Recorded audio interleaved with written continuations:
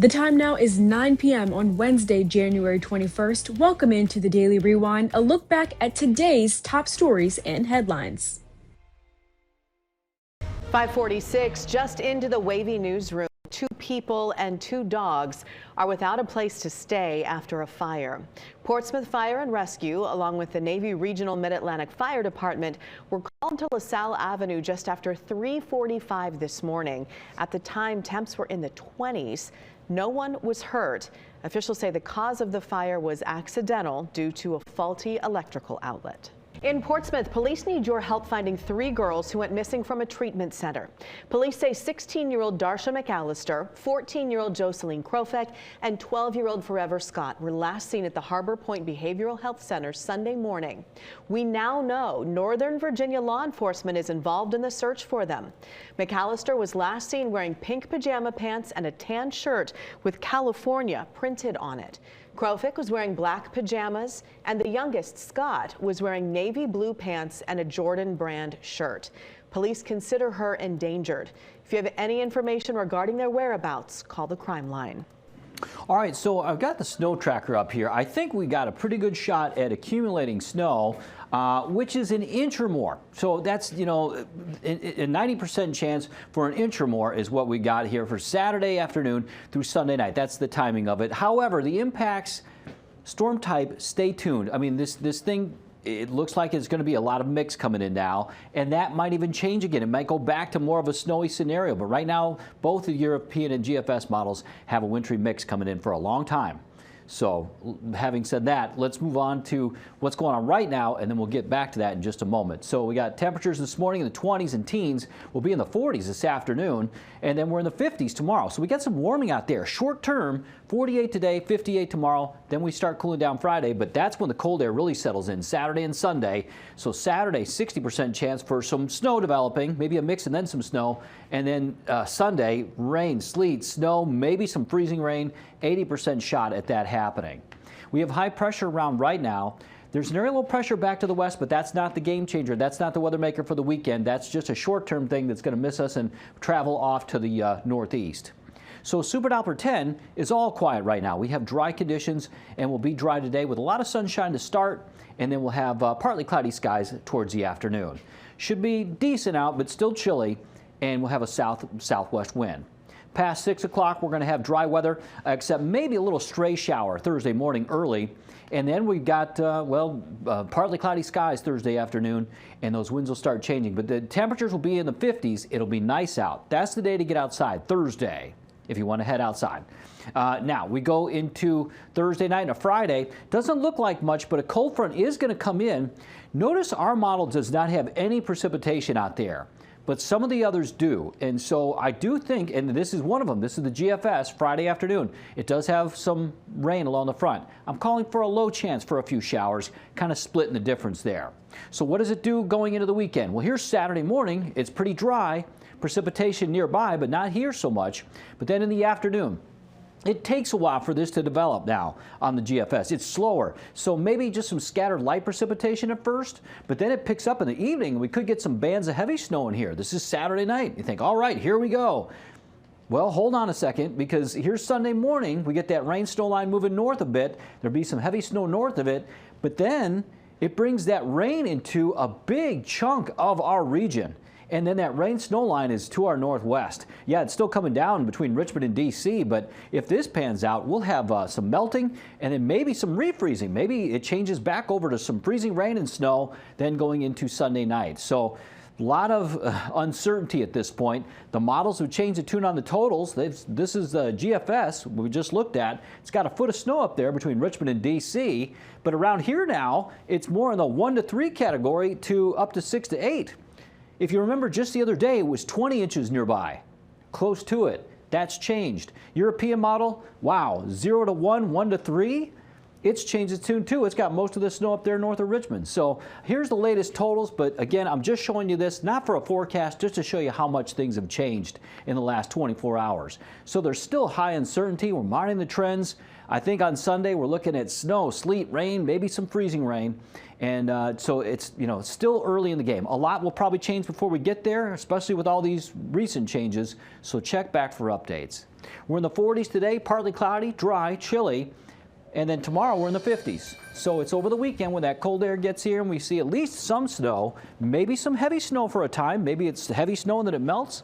Now, you know, again, the models change. They could change back. They could trend colder again. I wouldn't be surprised. So that would up those totals again. So, you know, you got to keep checking for those updates throughout the day, unfortunately. We are following developing news in Virginia Beach this morning. Virginia State Police issued a senior alert for a missing woman. Take a look at your screen. That is 68-year-old June Harris. Police say she was last seen around 6:30 last night on Princess Anne Road. They don't know what she was wearing at the time, but police say she has dementia and is believed to be endangered. Please take another look at June Harris there. Her picture's on your screen. If you have seen her or know where she might be, call the Virginia Beach Police Department immediately. Joining us here on Fox 43, I'm Kiana Patterson. And I'm Katie Collette. Now Halligan has left the Justice Department after being appointed by President Trump. Halligan's stint was just 4 months, where she brought cases against 2 of the president's adversaries. 10 on your side's Michael Rinker joins us live in Norfolk with more details on her departure. Michael? Katie, Kiana, in her 120-day stint as the interim attorney for the Eastern District of Virginia, Lindsay Halligan's time was shrouded in controversy and legal questions about her appointment to the job. She was appointed in September by the Trump administration, and she was given 4 months to lead the DOJ in the Eastern District of Virginia. The announcement of her stepping down comes after a judge had ordered Halligan to stop identifying herself as the district's U.S. attorney. She led 2 cases against Donald Trump's political opponents, one being the former FBI Director James Comey and New York Attorney General Letitia James. Letitia James even came here to the Norfolk Federal Courthouse for one of the hearings in her case that stemmed from a home she purchased in Norfolk. And those cases were both dismissed due to the fact that a judge ruled that her appointment was unlawful. Halligan's appointment was unlawful. And then on Tuesday, 2 more judges said that she needed to leave her post. And then hours later, she did step away from the job. Now, what comes next in terms of replacing Halligan? The U.S. Attorney General will be leading the charge in the next appointment, but we'll have to wait and see who that will be. How about this? Are you ready for an evening of songs and stories? Absolutely. Yes. Grammy award-winning artist John Legend is coming to the resort city this spring. Yep, Kiana's excited. His tour is scheduled to make a stop at the Sandler Center for the Performing Arts on April 9th, and tickets go on sale this Friday at 10 in the morning, but you can purchase pre-sale tickets from 10 a.m. to 10 p.m. tomorrow. You can find more details on wavy.com. At 8:18, people around the community are gathering to remember Russ Bradshaw. Bradshaw was a Navy veteran, Shriner, master mason, and a philanthropist. 10 on your side's Kagan Hughes spoke with his family and friends about an upcoming fundraiser. Kagan. Yeah, good morning, Katie. Kiana. Russ Bradshaw battled 2 different types of cancer in his life, and what once was a fundraiser for his cancer treatment is still going to happen, but will now be in his memory. Friends spoke highly about Bradshaw and what he did for others. He was diagnosed in 2024 with colon cancer and beat it. In October that same year, he was diagnosed with stage 4 liver cancer. His wife told me he spent his life raising funds for Alzheimer's research and was the executive director of Cakes for a Cure, where he made a lot of cakes for the biking and military community. Now the community is returning the love by giving back and remembering a person who did so much for them, including the chef of Luce, who will be preparing and providing the meals for the fundraiser. He never gave anyone a chance to give back because he was always giving. So as soon as you turn around, he's still giving. He just wouldn't stop. It's like, Russ, enough. But it's never enough for us. He was always just a big giver. So the reason why I'm doing this now is because finally I can give back, and it's going to be for his wife and family and everything else. So that's where I come in on this, and that's why I'm doing this for Russ and his family. If you're interested in learning more about the event, we have a link on wavy.com. Kagan Hughes, 10 on your side. Data centers and its energy use continue to be a hot topic nationwide. The Pew Research Center reports data centers consumed 26% of Virginia's total electricity supply in 2023, and now OpenAI is trying to take on energy costs. The tech giant shared its Stargate community plan and how it plans to cut energy costs for local community operations. This initiative is worth $500 billion. The price of natural gas is going up as the temperatures go down. They grew 17% by Tuesday afternoon, translating to a cost increase of 46 cents. Households nationwide are bracing for a cold front and a high price tag to keep their homes warm. The National Energy Assistance Directors Association projected last month Americans are bracing to pay nearly $1,000 to keep their homes warm from November through March. The Federal Trade Commission says it will appeal a ruling that found Meta did not have a monopoly over social media. The agency sued the parent company of Instagram and Facebook in 2020.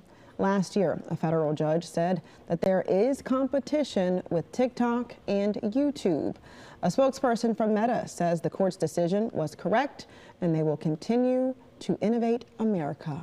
In Portsmouth, one of the teenagers accused of killing a 13-year-old has been released with his charges dropped. Jakari Corbett was shot and killed on Atlanta Avenue in December. Two teens were originally charged in connection to that shooting. Officers confirmed the charges for 16-year-old Karan Curry are now dropped, but the charges against 15-year-old Pashawn Mitchell are still pending. Mitchell is still facing aggravated murder and robbery charges. An arrest warrant has been issued for a Portsmouth police officer in connection to a shooting that happened last year in downtown Norfolk. In November, a fight broke out between two groups near Norfolk's Waterside Entertainment District. An off-duty Portsmouth police officer was in one group. He is accused of pulling a gun shortly before a shootout occurred. The incident sent one man to the hospital with serious injuries. 23-year-old Lauren Bailey Jr. was charged with pulling the trigger, but his family says the officer started the ordeal by pulling a gun on Bailey and his sister. I think the accountability should be on all involved, and the investigation should cover all weapons, not just the one that my son allegedly held. There was another gun blatantly on the scene that day. Portsmouth police say an internal review into the officer's alleged actions is underway. We're still working to learn more, and you can check wavy.com for updates. Well, if you are hungry and you want to try out some new restaurants in our area, it is Restaurant Week in Newport News and in Virginia Beach from now until Sunday. We're a hidden gem. Nobody knows we're here. Monday through Friday, it's kind of quiet. You know, it's the off season. So, yeah, we just wanted to showcase some of our specialties here. And that was a restaurant inside of the Moxie Hotel along the oceanfront. If you live in Portsmouth, Restaurant Week starts on Friday and Norfolk starts on Monday. Mark your calendar for the Virginia Black Film Festival. This year it is in Williamsburg at the end of Black History Month. It's a 4-day film festival that works to empower film writers with film screenings, and there's also several panels on filming in Virginia, entertainment law, and acting for film. Inspiration has just gone down more and more. So that's the thing that we are trying to inject into society, and particularly in Black society and among filmmakers who craft the narratives that inspire people. Because if you don't have hope, you don't focus. You'll never lock in if you can't honestly believe that you can win. Please tune in for the next episode of Mark Your Calendar. It airs today at 10 o'clock, and that film festival coincides with the 250th birthday of the U.S. Please watch the episode over on Wavy Plus.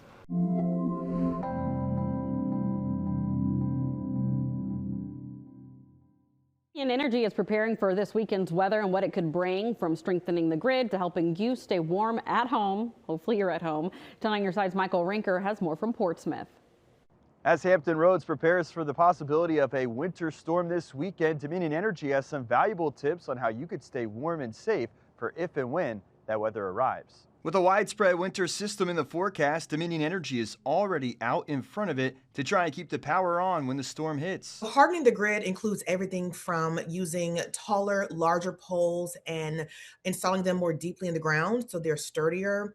But they also include adding protective devices and using smart technology on our actual power lines. That tech allows Dominion Energy to see an outage moments after it happens, potentially shortening the time in areas in the dark.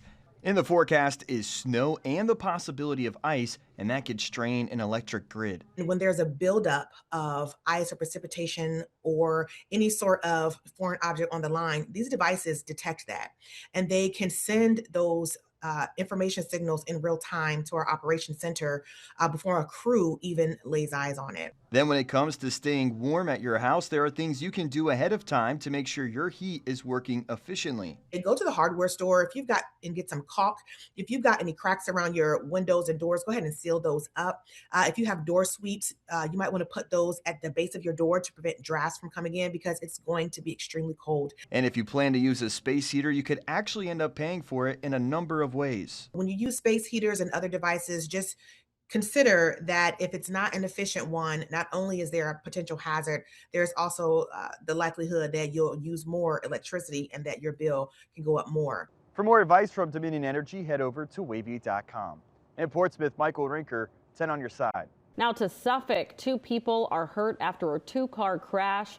It happened yesterday afternoon on White Marsh Road. Officials say they were dealing with an entrapment situation. 2 people were rushed to the hospital. One of them has serious injuries. The cause of the crash is still under investigation. A wanted man in Bertie County, North Carolina is now behind bars. An order for Dalton Connor's arrest was issued last week after he failed to report to begin his prison sentence. He had multiple charges, including felony second-degree arson. Officials say Connor was arrested in Wake County, North Carolina. A woman was hurt, though, after she was hit by a car in Virginia Beach. This happened last Friday on Nemo Parkway. Officials say the woman has minor injuries, and they say the driver of the car stayed on the scene and cooperated with investigators. We're following breaking news now from Bertie County. We have learned one man died in a house fire. This happened yesterday afternoon on Harmon Street. Officials say one person was able to escape, but a man wasn't able to make it out of the home. The cause of that fire is under investigation. In Portsmouth, fire investigators are looking into the cause of a fire. It happened just after 10 yesterday on Victory Boulevard. The fire was quickly knocked out and contained to just one room. No one was hurt.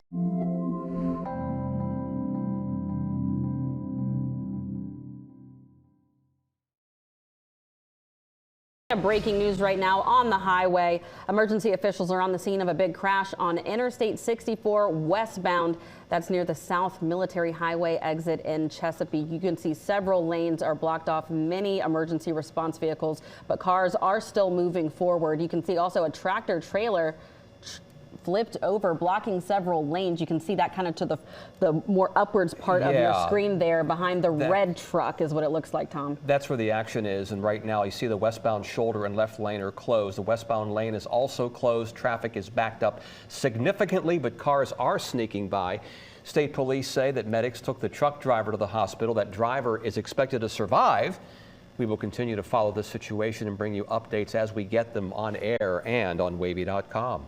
The city of Hampton's already getting ready for the potential for that winter weather this weekend. 10 on your side's Ethan Kraus continues our team coverage with a look at how. As the weekend approaches with the potential for winter weather, cities like Hampton have taken precautionary measures to ensure safety on the roads. According to our weather team, early forecasts show possible winter weather in our area starting on Saturday and lasting through early Monday. Though we're a few days away from the weekend, the city of Hampton has already begun pre-treating roads with brine. We have public works crews are out right now, and they will be out until the snow starts falling, pre-treating the roads with brine, particularly focusing on overpasses and bridges for obvious reasons. That's what freezes first. According to Holtzclaw, pre-treating the roads days in advance allows the brine to bond with the pavement. Residents driving on the roads in the days to come will also help with this process, ensuring maximum road safety when the weather finally arrives. If you put down the brine too late and then you get some rain before the snow, it just washes the brine right away. You got to put it down when it's nice like this and let it bond with the roadway. Once the snow starts falling, the crews will switch from the brine to the actual salt that melts the snow. With safety being the center of focus over the next few days, Holtzclaw reminded residents of what to potentially keep in mind this weekend. You use your best judgment. If you don't have to be out, don't go out. And if you do have to be out, be as careful as possible. assume that the roadways are going to be slick. Don't wait until you start sliding. Just be smart. Virginia Democrats are accelerating their plans to rejoin the Regional Gas House Gas Initiative. It comes just days after Governor Abigail Spanberger told lawmakers Virginia will rejoin the multi-state effort aimed at reducing carbon emissions. Tyler Englander explains.